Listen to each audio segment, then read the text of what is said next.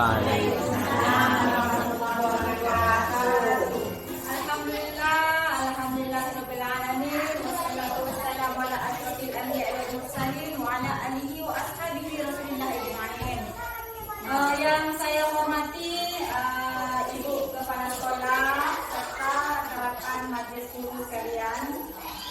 Puji syukur marilah sama-sama kita ucapkan kehadirat Allah Subhanahu wa taala yang mana pada kesempatan ini kita masih diberi nikmat umur, nikmat sehat sehingga kita semua bisa kembali bersama-sama berkumpul di ruang kelas kita ini dalam rangka sosialisasi budaya positif yang mana ini merupakan tugas daripada kami sebagai calon guru penggerak Angkatan 6 Kabupaten Lingga.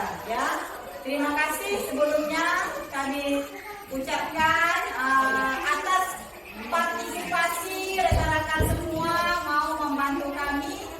Hanya Allah lah yang bisa membalas ini semua. Ya, jadi selawat dan salam Alhamdulillah, marilah sama-sama kita kirimkan dua junjungan kita Nabi besar Muhammad SAW dengan mengucapkan Allahumma sholli ala sayyidina Muhammad wa ala ali sayyidina Muhammad.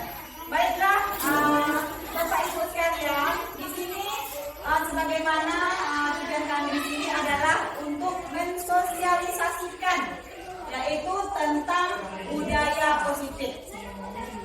Dalam hal ini tentu rekan-rekan sekalian mau tahu terlebih dahulu apa itu budaya positif.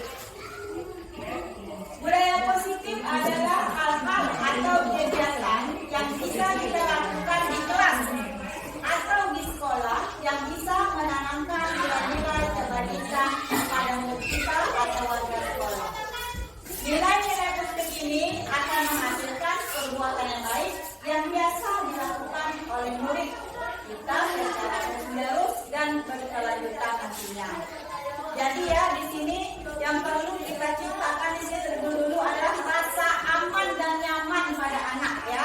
Apapun program yang kita buat, apabila tidak ada rasa nyaman kepada anak, maka program itu tidak akan berjalan. Jadi langkah pertama yang kita susun dalam membuat sebuah program yaitu rasa nyaman. Di sini akan kita coba untuk terapkan.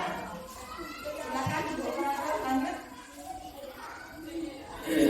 Di dalam menerapkan nilai-nilai positif tersebut, kita sebagai guru harus menempatkan diri kita sebagai posisi kontrol. Ya, ada 5 posisi kontrol.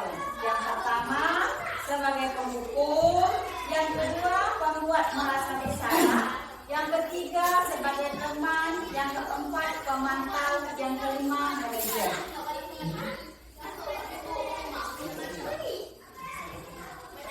Nah, ya di sini apa itu penghukum ya? Tentu rekan-rekan sekalian ya, penghukum itu apa? Teman itu seperti apa? Posisi kontrolnya. Di sini saya akan menjelaskan sedikit.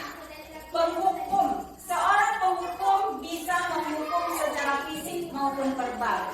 Orang-orang yang menjalankan fungsi penghukum senantiasa mengatakan bahwa sekolah memerlukan sistem atau alat yang dapat lebih menekan murid-murid lebih dalam lagi. Guru-guru yang menerapkan fungsi penghukum akan berkata, patuhi aturan saya. Awas ya, kalau tidak mematuhi, kamu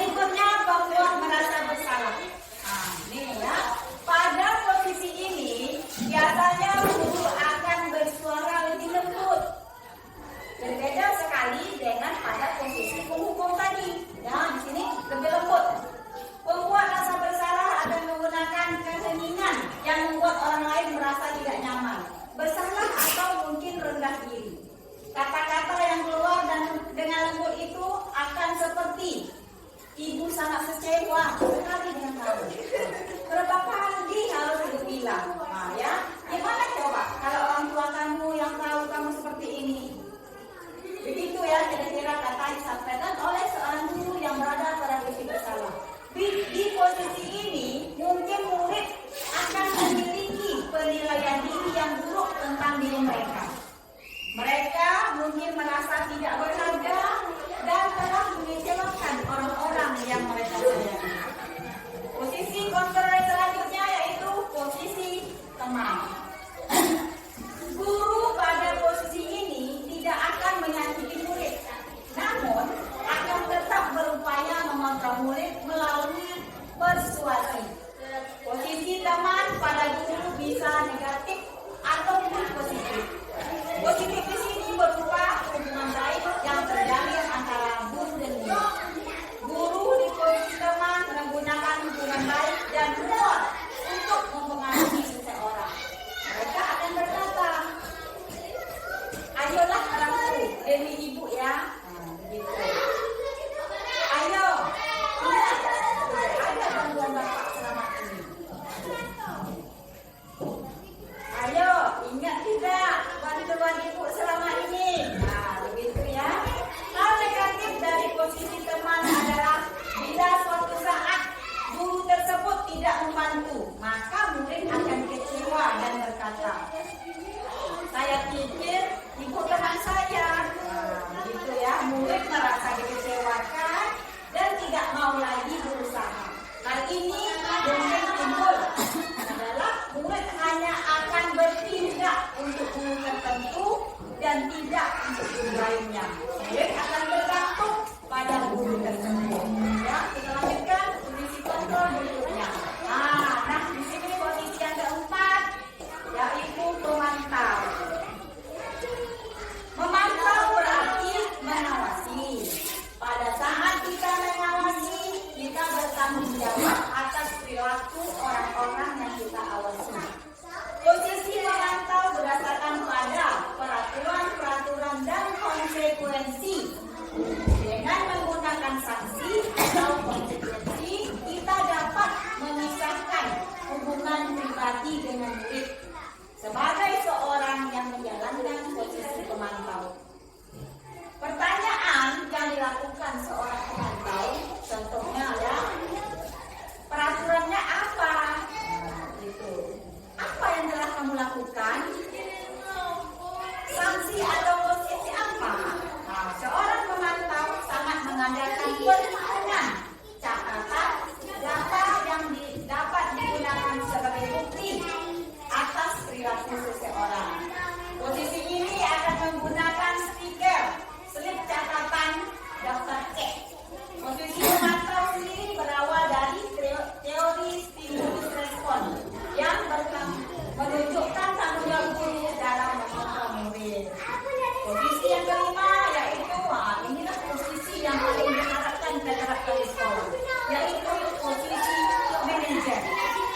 Ya, posisi manajer adalah posisi di mana guru berbuat sesuatu bersama dengan murid, mempersilahkan murid-murid mempertanggungjawabkan perilakunya, mendukung murid agar dapat menemukan solusi atas permasalahannya sendiri. Seorang manajer telah memiliki keterampilan di posisi teman maupun pemantau, dan dengan demikian, bila jadi di waktu-waktu tertentu, kembali kepada kedua posisi tersebut bila diperlukan. Namun, bila kita menginginkan murid-murid kita menjadi manusia yang merdeka, mandiri dan bertanggung jawab, kita perlu mengacu kepada restitusi yang dapat menjadikan murid kita seorang manajer bagi dirinya sendiri. Di manajer, murid diajak untuk menganalisis kebutuhan dirinya maupun kebutuhan orang lain. Di sini penekanan bukan pada kemampuan membuat konsekuensi, namun dapat berkolaborasi dengan murid bagaimana memperbaiki kesalahan yang ada.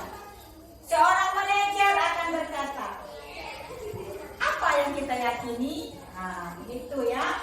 Apakah kamu meyakininya? Jika kamu meyakininya, apakah kamu bersedia untuk memperbaikinya? Jika kamu memperbaiki ini, hal ini menunjukkan apa tentang ini? Apa rencana kamu untuk memperbaiki hal ini? Nah, begitu ya kira-kira pertanyaan yang diajukan oleh guru yang berada pada posisi kontrol. Tugas seorang manajer bukan untuk mengatur perilaku seseorang. Kita memilih murid untuk dapat mengatur dirinya. Seorang manajer bukannya memisahkan murid dari kelompoknya, tetapi mengembalikan murid tersebut ke kelompoknya dengan lebih baik dan kuat. Nah, ini ada 5 tahap dasar kebutuhan manusia. Ya, jadi anak-anak itu apabila mereka melakukan kesalahan, ya kita perlu mencari tahu kebutuhan apa yang sedang mereka cari yang belum terpenuhi menurut mereka. Nah, ada 5 kebutuhan dasar manusia. Yang pertama, bertahan hidup. Yang kedua, kasih sayang dan rasa diterima. Yang ketiga, penguasaan. Yang keempat, kebebasan. Yang kelima, kesenangan.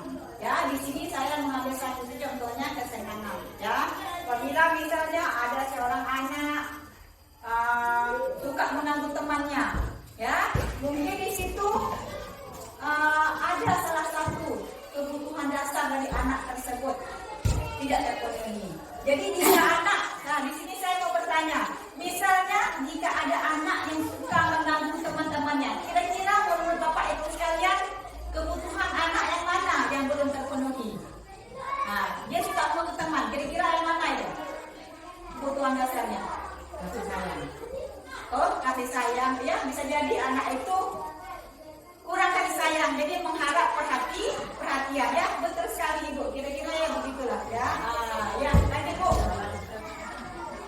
Untuk memperbaiki atau mencari solusi dari permasalahan siswa, kita menggunakan segitiga restitusi. Ya, ini kata yang baru. Jangankan bagi Bapak dan Ibu, bagi kami pun baru tahu semenjak mengikuti guru penggerak. Segitiga restitusi. Ya, apa itu segitiga restitusi? Segitiga restitusi adalah upaya memperbaiki kesalahan siswa supaya mereka kembali ke kelompoknya itu ke arah yang lebih baik. Nah, inilah yang dimaksud dengan segitiga restitusi. Nah, ini dia ya. Jadi segitiga restitusi itu yang terdiri dari 3 tahapan. Yang pertama yaitu yang kita lakukan menstabilkan identitas. Nah, yang kedua validasi tindakan yang salah. Yang ketiga menanyakan keyakinan. Jadi jika ada anak kita yang mengalami permasalahan, kita akan menyelesaikan dengan cara segitiga restitusi. Ya, semoga kita bisa menerapkan ini di sekolah kita. Mungkin kalau sekarang kita masih, kira-kira kalau sekarang di sekolah kita ini kita pakai yang mana posisi kontrolnya? Kembali ke posisi kontrol yang 5 tadi. Apakah pendukung, teman, bagaimana Bu? Iya Bu, silakan Bu. Kalau saya kembali bertanya, Iya, sebagai guru penggerak sebaiknya posisi kontrol yang mana? oh benar sekali Bu. Iya, itu pertanyaan yang sangat bagus. Nah, itu Bu ya, itu sebagai bukan hanya sebagai guru penggerak, itu sebagai guru, ya, sebagai kepala sekolah, ya. Posisi kontrol yang sangat baik dan harus kita terapkan untuk saat ini dan akan datang adalah posisi manajer. Nah, jadi posisi manajer itu Bu, seorang guru yang sudah memiliki posisi manajer, dia sudah memiliki pemahaman atau sudah memiliki pemahaman tentang posisi teman dan pemantau. Nah, jadi ya posisi manajer, jadi ketika seorang guru berada pada posisi manajer, dia bisa juga melakukan posisi teman dan pemantau. Jadi kalau selama ini yang menurut saya ya, posisi yang sering kita lakukan di sekolah itu adalah posisi menghukum. Betul kan Bu? Nah, jadi kita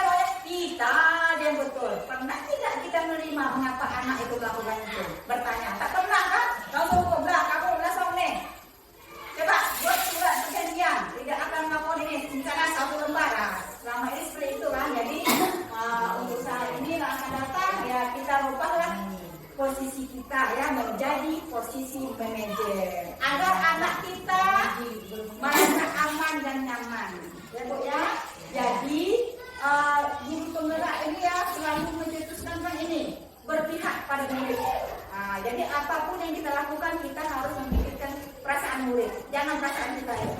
Oke Bu? Ada lagi pertanyaan Bu? Tidak. Tidak ada pertanyaan? Jadi alhamdulillah untuk kita ya Bu ya. Dan belum ada paham bisa kita bicarakan secara pribadi. Oke, nanti catat nomor WA saya Bu ya. Jadi Bapak Ibu sekalian, terima kasih atas waktunya. Telah sampai di ujung acara. Alhamdulillah sosialisasi kita pada hari ini tentang budaya positif berjalan dengan lancar. Mohon doanya semoga kami yang mengikuti pendidikan guru penggerak ini bisa berjalan dengan lancar dan lulus dengan hasil yang memuaskan. Amin. Kata saya akhiri, wabillahi taufiq wal hidayah. Wassalamualaikum warahmatullahi wabarakatuh. Warahmatullahi wabarakatuh. Saya Safrah, rekan Budina Priyana di SD Negeri 017 Lingga. Menurut saya, dari apa yang sudah dipaparkan Bu Dina mengenai budaya positif itu sangatlah bagus diterapkan di sekolah ini, terutama mengenai disiplin positif untuk siswa, karena masih banyak siswa di sekolah ini mereka itu disiplin, akan tetapi disiplinnya itu dari faktor ekstrinsik, bukan dari faktor dirinya. Dari sini juga untuk kami sebagai guru sangat bermanfaat, karena kita sebagai guru jadi atau bagaimana kita memposisikan diri kepada siswa, apakah kita sebagai pemberi hukuman, apakah kita sebagai pembuat rasa bersalah, pemantau atau teman atau manajer. Kemudian bagaimana cara kita menanamkan perilaku disiplin intrinsik kepada siswa, juga diri kita sendiri. Dan semoga budaya positif ini bisa kita terapkan sama-sama di lingkungan sekolah kita, membuat siswi berkarakter sesuai yang diharapkan kita. Saya akhiri, wabillahi taufiq wal hidayah. Assalamualaikum warahmatullahi wabarakatuh.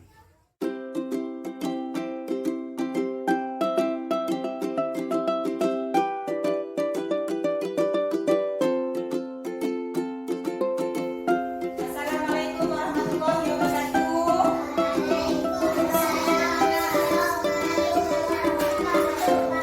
Apa kabar anak ibu hari ini? Sehat.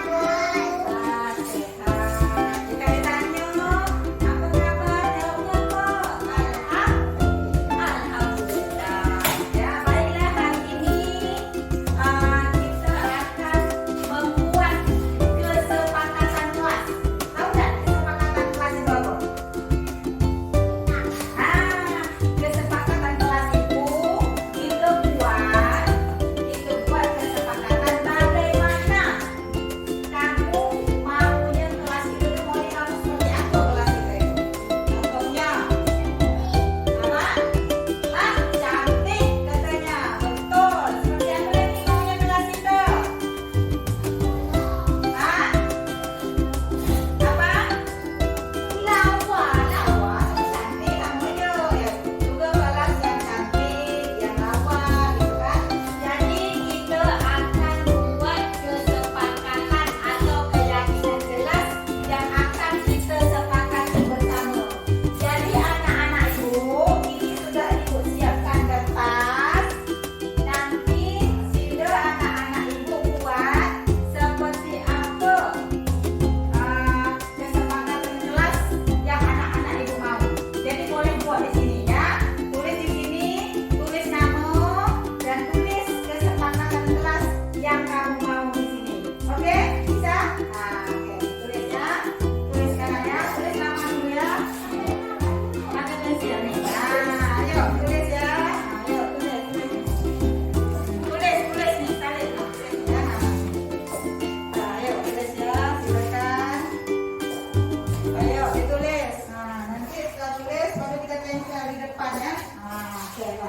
Tulis sekarang. Buat nama dulu. Tulis nama dulu. Nah, baru ditulis. Iya, tulis.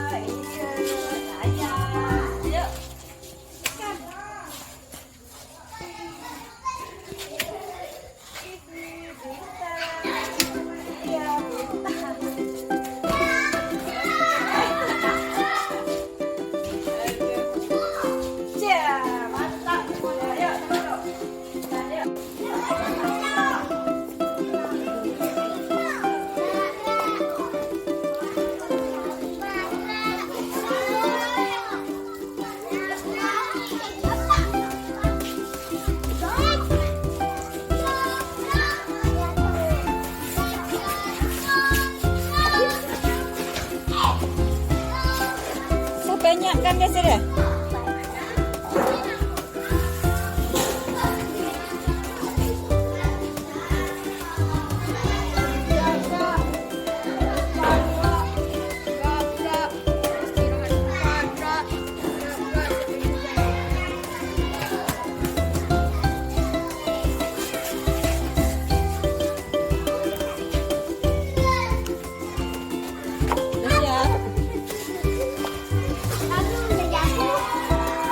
Lah, ayo semuanya berbaris.